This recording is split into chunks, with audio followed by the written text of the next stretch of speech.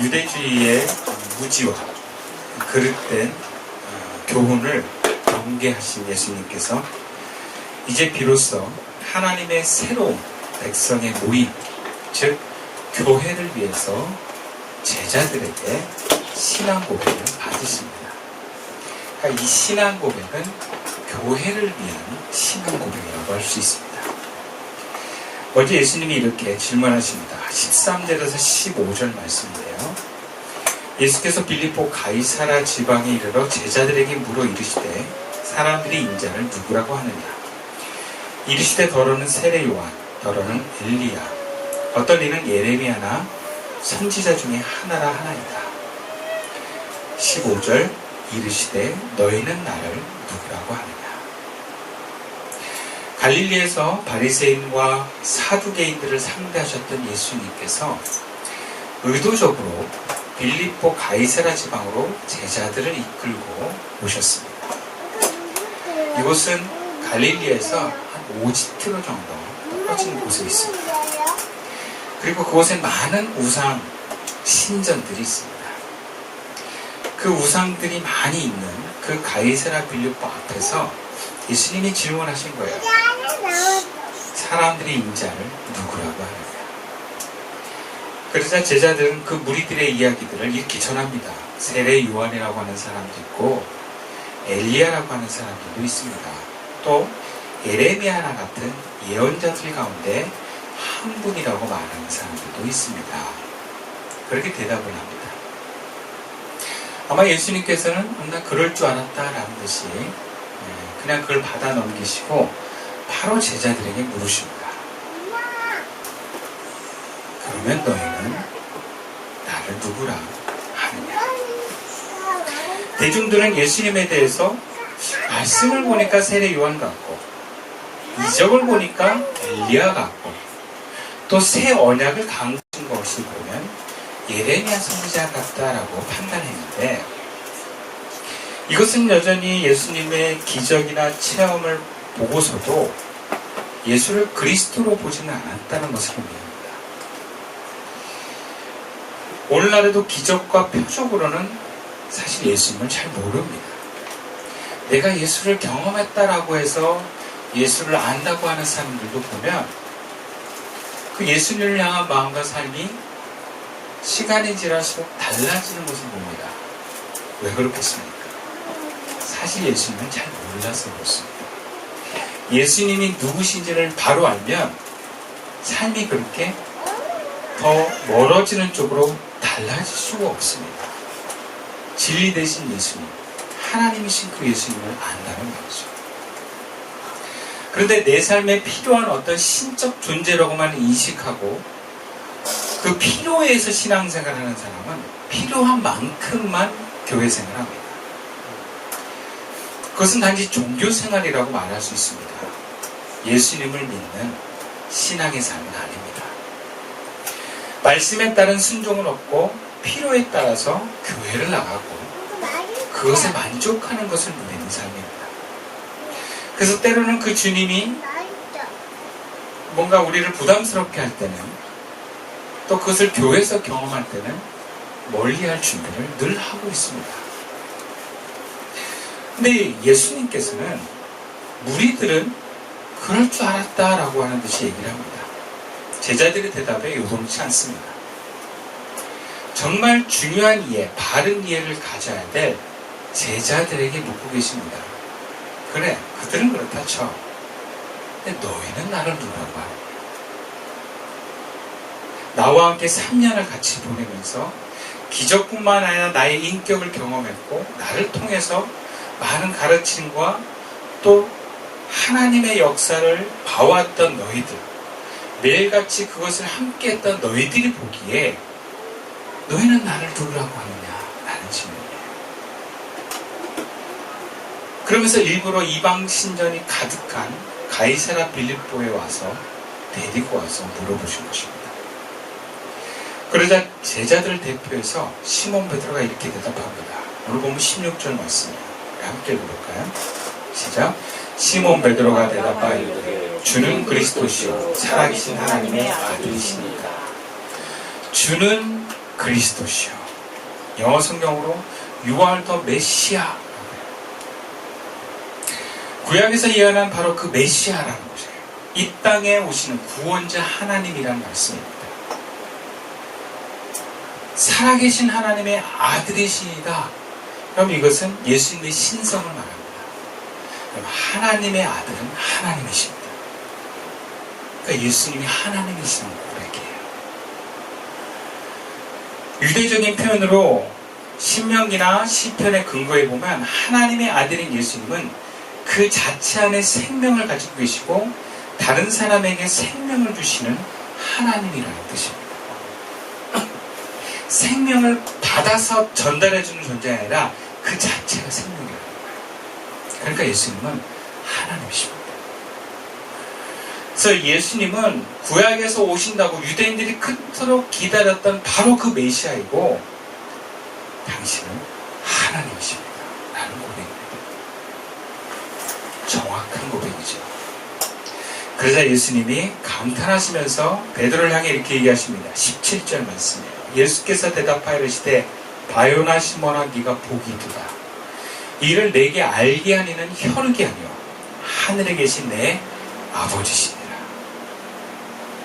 그러니까 베드로의 생각으로, 베드로가 뭔가 배운 지식으로, 경험으로 예수가 누구인지를 고백하는 게 아니라 하나님이 베드로에게 계시하셔서 알려주셔서 그렇게 고백했다는 것입니다. 다른 사람들이 모르는 그 하늘나라의 비밀을 베드로는 알게 해주셨다는 것입니다. 그래서 그것을 알게 하는 네가 아니라 하나님이다. 이렇게 예수님이 말씀하시는 거예요. 그럼 예수님을 하나님이 정의하시는 그 예수님은 바로 다른 예수님에 대한 이해입니다. 그래서 우리는 여기 두 가지 의문을 갖습니다. 왜 예수님이 그리스도라는 것을 살아계신 하나님의 아들이라는 것이 감추어진 비밀입니다. 또 하나는 왜 하나님은 누구는 알게 하시고 누구는 알지 못하게 하십니까? 온 인류가 다 예수가 메시아임을 알게 하면 더 좋은 게 아닌가? 먼저 예수가 그리스도라는 것이 감추어진 이유는요, 아직 사람들이 지금 이스라엘은 예수가 메시아임을 받아들일 준비가 되어 있지 못하는 데 있습니다.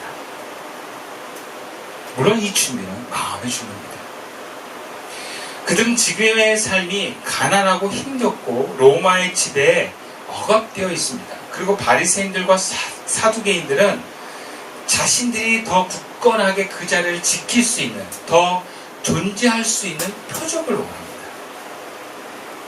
지도자들이 이런데 백성들이 예수가 메시아라는 걸 받아들일 수 있겠습니까? 문제는 그 상상의 그림에 어울리지 않을 땐 아무리 예수가 메시아라도 거부한다는 것입니다. 그런 기대와 메시아 이해로는 예수님이 메시아라는 것이 하나님의 의도와 계획된 모습으로는 드러날 수가 없는 거예요. 아마 예수님이 그런 모습으로 드러난 것을 우리들은 거부할 것입니다. 그래서 우리도 오늘날 하나님의 계획과 뜻을 다 알 수 없어요. 감추어져 있어요. 내가 온전히 받아들일 준비가 안 돼 있기 때문에 그렇습니다. 우리는 내 기억과 지식의 편견과 내가 원하는 하나님의 모습만을 받아들일 마음인 경우가 많습니다. 받아들일 수 없는 것에 대해서 우리는 거부합니다. 들으려 하지 않습니다. 그래서 예수님은 제자들을 직접 택하시고 3년을 함께 살면서 가르치신 거예요. 3년 동안 뭘 가르치셨겠습니까?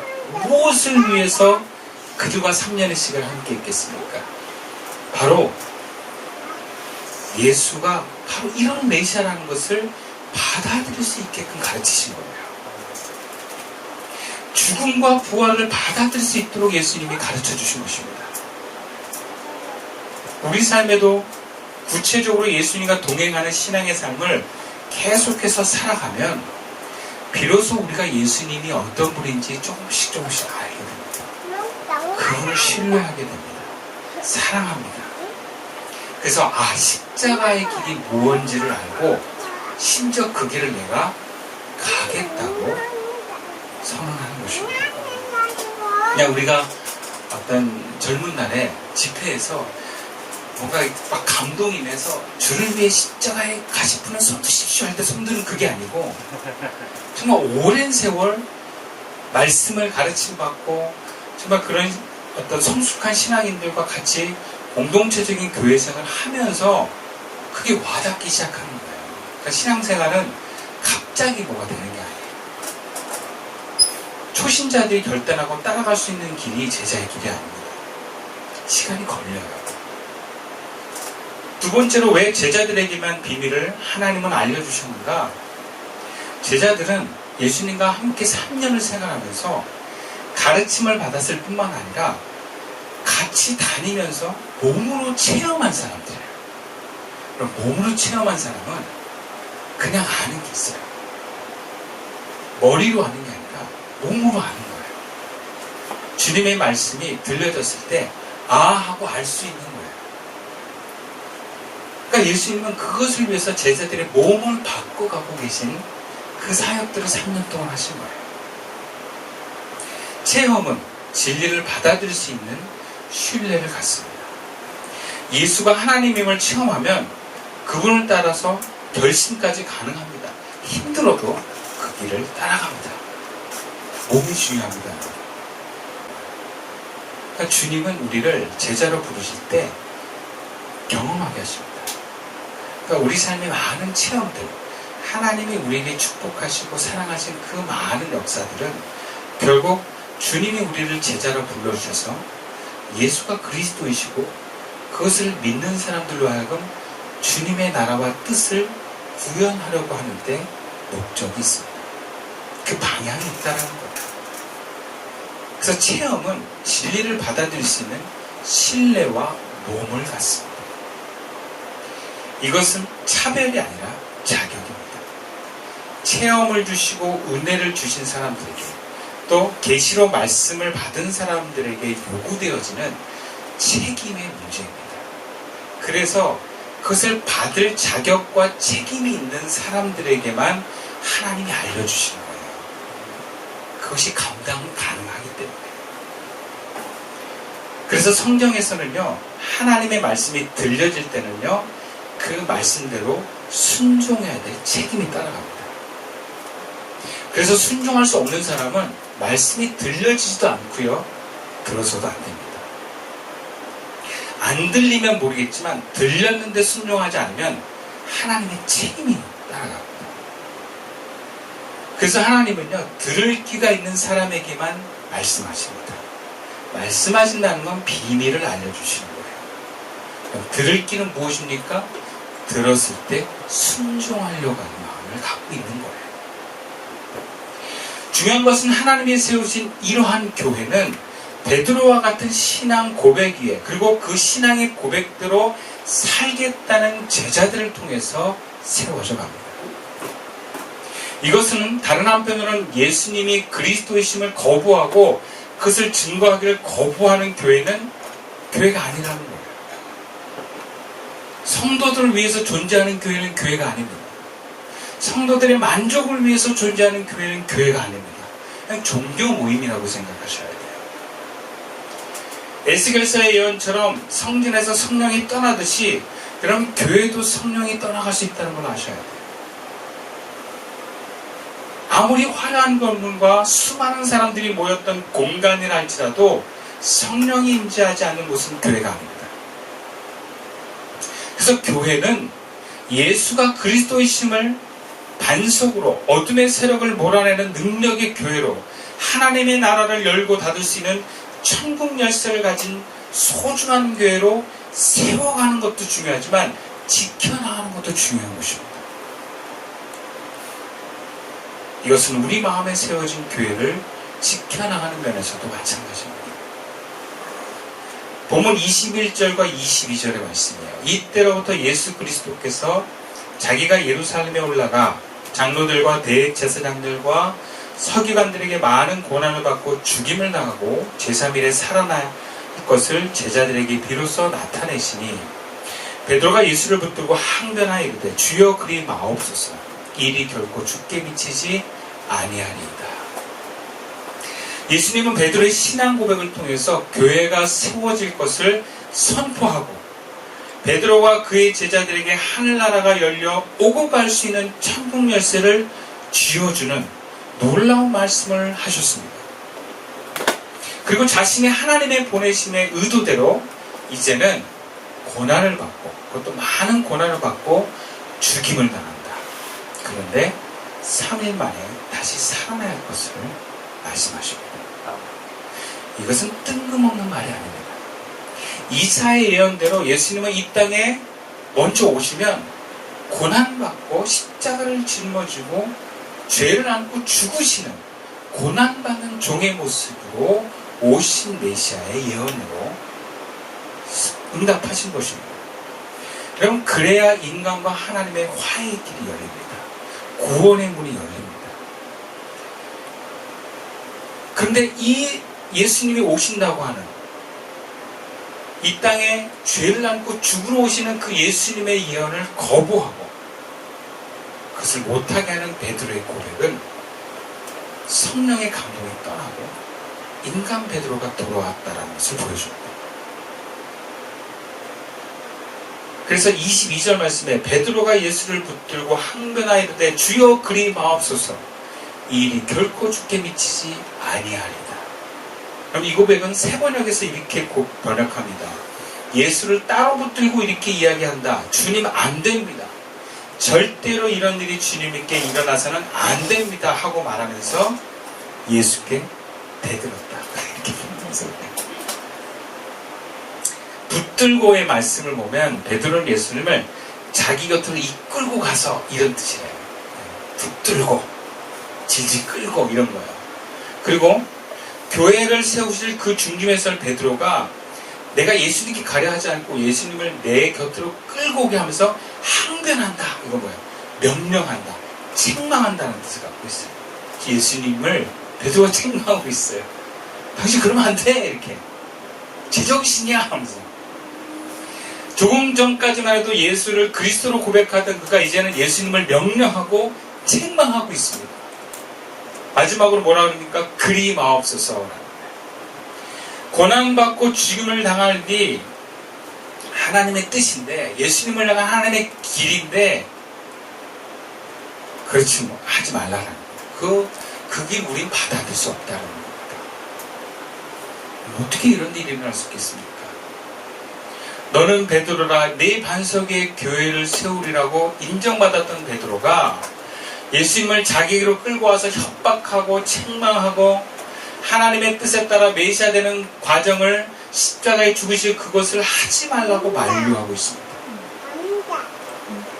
예수님을 따라가다가 지금은 예수님을 못 가게 받고 자기 뜻대로 끌고 가려고 하고 있어요. 여러분 왜 그렇습니까? 제정신으로 돌아왔습니다. 성령이 임해서 막 하나님의 감동대로 얘기를 하다가 제정신을 확 돌아오면서 인간적으로 자기 이성과 합리를 지금 막 얘기하는 거예요. 우리도 그런 사람을 봅니다. 분명 예수님을 따라 죽음을 불사하고 어떻게 해서든지 그 고난과 시련의 길도 맞이할 것 같던 그 사람이 제자의 길 갔던 사람들이 예수님과 반대되는 길을 가고 예수님의 뜻을 방해한 사람이 되기도 합니다. 네, 제정신으로 돌아오면 주의 영이 떠나면 얼마든지 그럴 수 있습니다. 저는 그런 경험을 몇 번 당했어요. 네. 교회를 함께 하겠습니다. 목사님 어디든 따라가겠습니다. 목사님을 통해서 제가 다시 태어났습니다. 이랬던 성도가 교회를 떠날 때 당신은 나를 이용했습니다. 당신은 독선적입니다. 그러니까 저는 이곳에 함께 할 수 없습니다. 심지어 주님은 저를 보고 나가라 하셨습니다. 자기는 주님을 따라간다. 그럼 여기 뭐야? 제가 너무 그때 충격을 받았어요. 근데 말씀을 보니까 그럴 수 있겠다. 네. 사람이 하나님의 영을 떠나면 그렇게 바뀔 수 있다. 베드로처럼 그럴 수 있는 것은 우리 모두에게 일어날 수 있는 일이에요.